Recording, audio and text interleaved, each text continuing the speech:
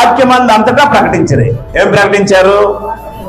ప్రభు వారికి సహకారుడై ఉండి, అంటే ఎవరు తోడుగా ఉన్నారు? పరిశుద్ధాత్మ వారికి సహకారుడై ఉండి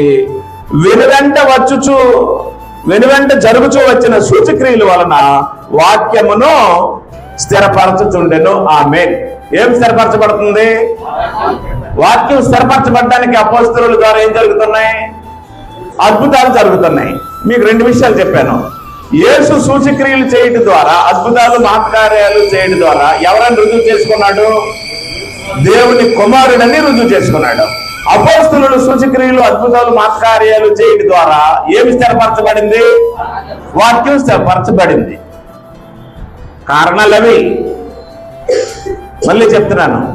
యేసు అద్భుతాలు, సూచక్రియలు, మహత్కార్యాలు చేయడం వలన ఎవరు కుమారుడని నిరూపింపబడ్డాడు? దేవుని కుమారుడని నిరూపింపబడ్డాడని యోహాను రాశాడు 20:30లో. ఇప్పుడు అపోస్తలులు యేసు ప్రభు చేసినట్టు అద్భుతాలు, సూచక్రియలు, మహత్కార్యాలు చేస్తూ ఉన్నారు. ఎందుకు చేస్తున్నారు? సర్వలోకము వాటి ద్వారా దేవుని నమ్మాలనా? దేవుని వాక్యం స్థిరపరచబడాలనా? రైట్. యేసు దేవుని కుమారుడని, క్రీస్తుని నమ్మడానికి యేసు అద్భుతాలు చేస్తే దేవుని శాశ్వతమైనటువంటి వాక్యము స్థిరపరచబడాలని అపోస్తలులు అద్భుతాలు చేశారు. వాక్యం స్థిరపరచబడిందా లేదా?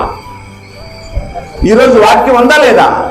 వాక్యం ఉందని బట్టి ఏం జరిగింది? అద్భుతాలు, సూచక్రియలు, మహత్కార్యాలు ఆగిపోయాయి. ఈరోజు అవి సాగడానికి అవకాశము లేదు, ఆగాయి. ఆగలేదు అని ఎవరైనా అంటే ఒక పామును పట్టుకోండి, ఆగేయో లేదో తెలుస్తుంది.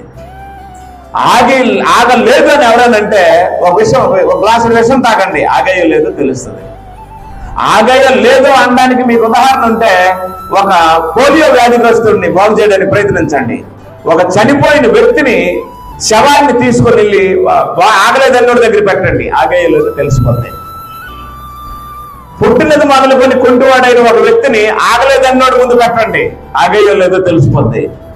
పుట్టినది మొదలుకొని గుడ్డివాడైన ఒక వ్యక్తిని అద్భుతాలు ఆగలేదు, సూచక్రియలు ఆగలేదు అన్నోడి దగ్గర తీసుకెళ్ళండి, ఆగేయో లేదో తెలిసిపోతాయి.